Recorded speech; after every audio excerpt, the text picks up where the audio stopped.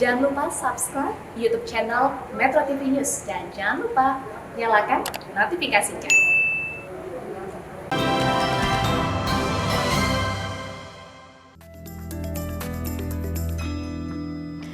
Pemirsa, persis seminggu setelah pelabelan teroris oleh pemerintah pusat, kelompok separatis teroris di Papua kembali mengumbar aksi brutal.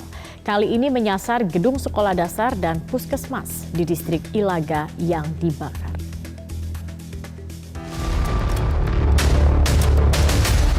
Setelah pelabelan teroris oleh pemerintah pusat, organisasi Papua Merdeka mengancam melancarkan teror kepada aparat keamanan dan para pendatang yang bermukim di Papua.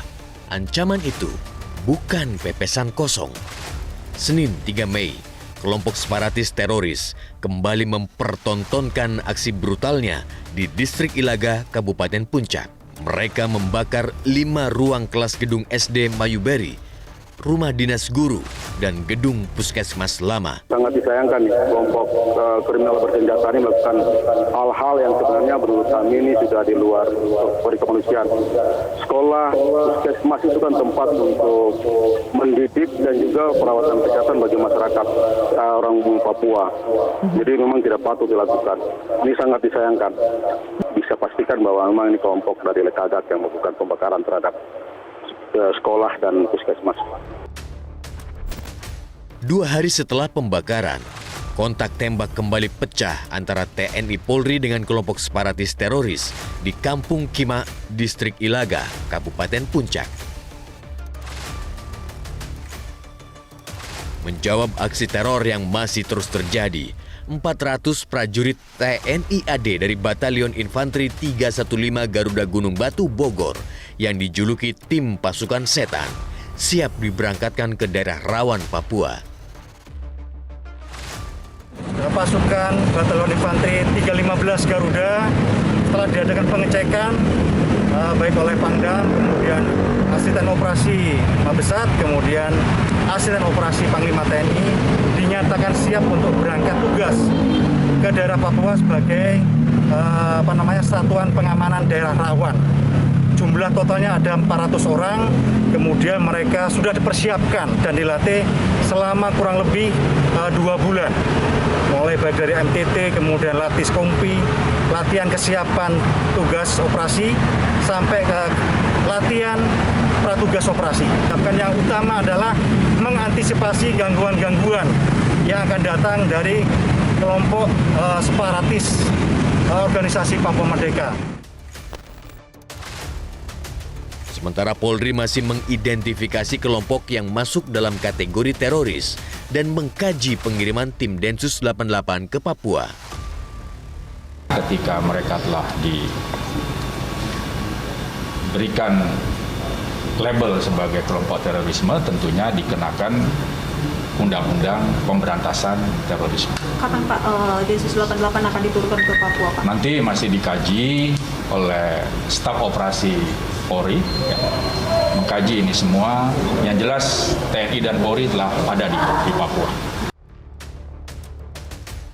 Selain melancarkan pendekatan kesejahteraan, pemerintah juga didorong melakukan pendekatan keamanan yang terukur berupa pemetaan kelompok teroris dan bagaimana cara tepat menanganinya.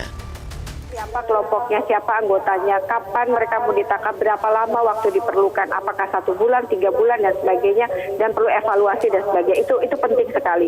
Nah, selain itu menurut saya juga perlu dilakukan pendekatan kesejahteraan.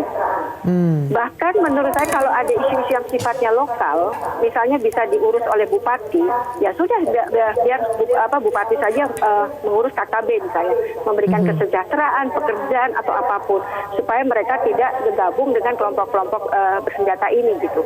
Nah, kemudian juga ada misalnya persoalan konflik antar suku misalnya. Itu kan tidak perlu kemudian dijadikan persoalan nasional gitu kalau memang itu bisa diselesaikan pada tingkat lokal begitu. Aparat memang perlu segera bertindak lantaran kelompok separatis teroris masih menebar teror di bumi Cendrawasih. Tapi di lain sisi, pemerintah juga harus tegas menentukan sikap. Apakah ingin menyelesaikan separatisme atau hanya sekedar menangkap pelaku teror?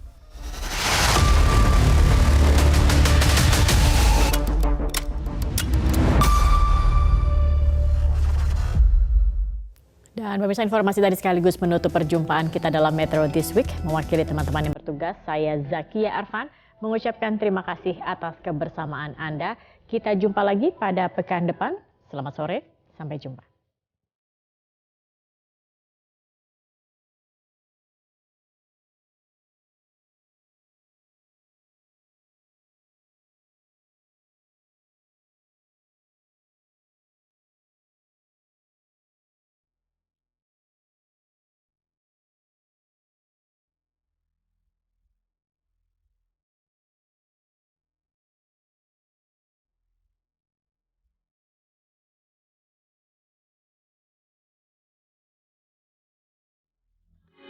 Metro TV